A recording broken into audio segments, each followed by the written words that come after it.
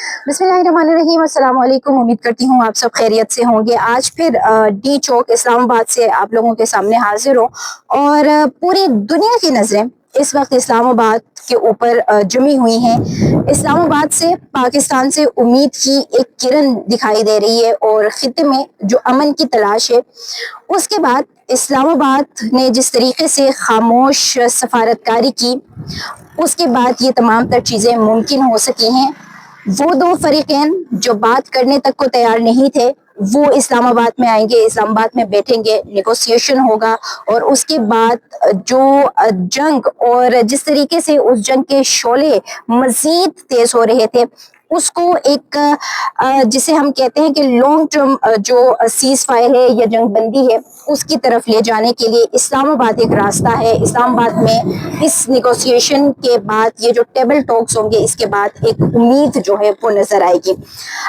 ये सूरत हाल है इस वक्त इस्लामाबाद डी चौक की। सारी की सारी मीडिया की टीम्स आपको यहाँ पर नजर आएंगी जो इस वक्त यहाँ पर लगी हुई हैं और इस्लामाबाद को मुकम्मल तौर पर जो जीरो पॉइंट है और जो जीरो पॉइंट से आगे है, मुकम्मल तौर पर कर्डन ऑफ किया गया है। वो इस वजह से कि इस्लामाबाद का ये जो एरिया है जिसको हम रेड जोन कहते थे, इसको थोड़ा सा बढ़ा दिया गया है और उसको मुकम्मल तौर पर आम ट्रैफिक के लिए बंद कर दिया गया है। और 2 दिन की, क्योंकि वैसे ही इस्लामाबाद में छुट्टियां दे दी थी।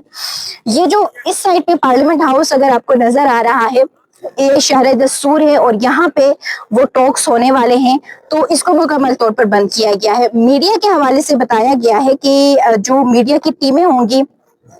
वो भी जिना कन्वेंशन सेंटर में उनके लिए जगह बनाई जा रही है, लेकिन अभी तक उसकी भी कोई क्लियरिफिकेशन जो है वो नहीं आ सकी है, क्योंकि सिक्योरिटी इश्यूज बहुत ज्यादा है, सिक्योरिटी रीजंस बहुत ज्यादा हैं। इस वजह से इस्लामाबाद टॉक्स की बहुत सारी खबरें जो है वो सामने नहीं आ पा रही हैं और बहुत सारी खबरें बताने से भी मना किया गया है, क्योंकि सिक्योरिटी रीजंस ऐसे हैं। जो पीछे हमें जो मुज़ाकरात नजर आए थे, जिस तरीके से ओमान में हुए या जिस तरीके से कतर में हुए, तो उसके बाद जो सिचुएशन हुआ था, तो इस वजह से भी बहुत सारी चीजों को पसे पर्दा जो है वो रखा गया है।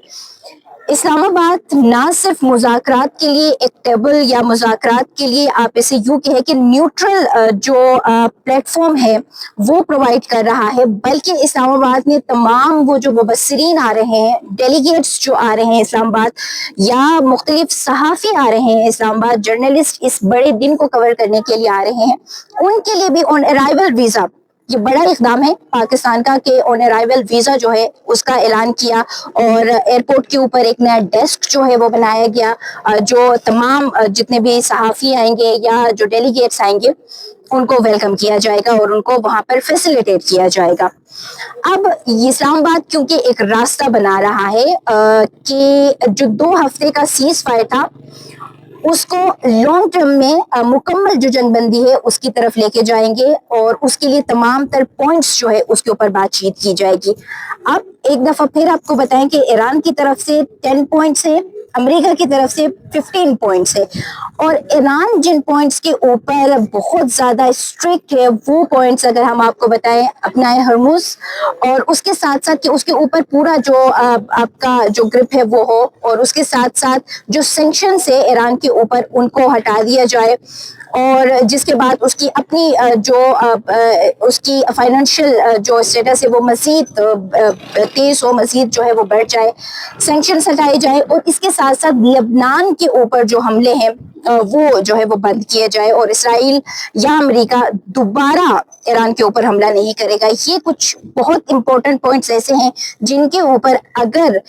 इस मुज़ाकरात में अमेरिका की जानिब से आमादगी जाहिर नहीं की जाती है तो ये मुज़ाकरात तातुल का शिकार हो सकते हैं। दूसरी जानिब अगर हम अमेरिका की बात करें तो अमेरिका के भी बहुत सारे 15 पॉइंट्स में से कुछ पॉइंट्स ऐसे हैं कि वो ये चाहते हैं कि जो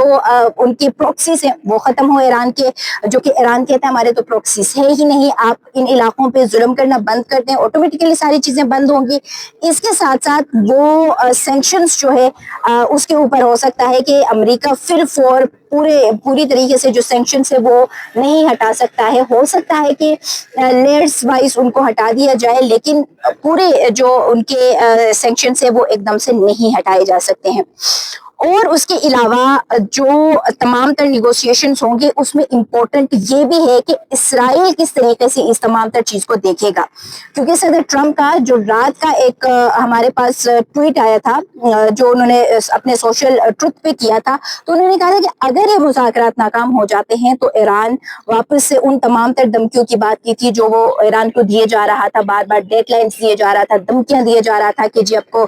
جہنم جیسی بنا دیں گے، سویلائزیشن پوری آپ کی ختم کر دیں گے، گالم گلوچ اور یہ تمام تر چیزیں. تو انہوں نے ایک مرتبہ پھر یہ چیز کی ہے جس سے بہت سارے لوگ بھی تنگ ہے کہ جی ٹرمپ کر کیا رہا ہے جب یہ تمام تر چیزیں ہو رہی ہے. اور واضح طور پر اس سے پہلے یہ نظر آ رہا تھا کہ ٹرمپ خود اس چیز سے اب نکلنے کی کوشش کر رہے ہیں، اسی کی وجہ سے یہ اسلام آباد ٹاکس جو ہے وہ کامیاب ہو رہے ہیں. سب سے بڑی کامیابی پاکستان کی اس وقت یہ ہے کہ ایک نیوٹرل پلیٹ فارم پرووائڈ کرنے کے ساتھ ساتھ پاکستان کے اوپر جو اعتماد ہے، پاکستان کو جو حمایت حاصل ہے نہ صرف رشیا اور چائنا کا، کیونکہ رشیا اور چائنا تو بیک چینل پر ہیں ہی پاکستان کے ساتھ، لیکن اس کے ساتھ ساتھ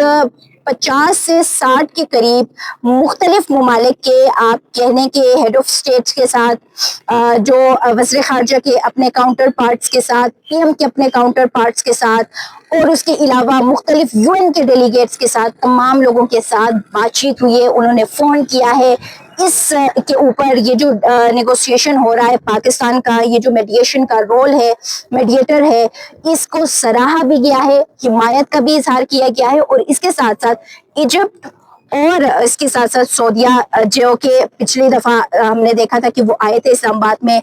جو مذاکرات ہوا تھا، ان کے ساتھ بھی لمحہ بلمحہ ہمارے ڈپٹی پرائم منسٹر جو ہے وہ ان کے ساتھ، ڈپٹی وزیر خارجہ جو ہیں اپنے کاؤنٹر پارٹس کے ساتھ بھی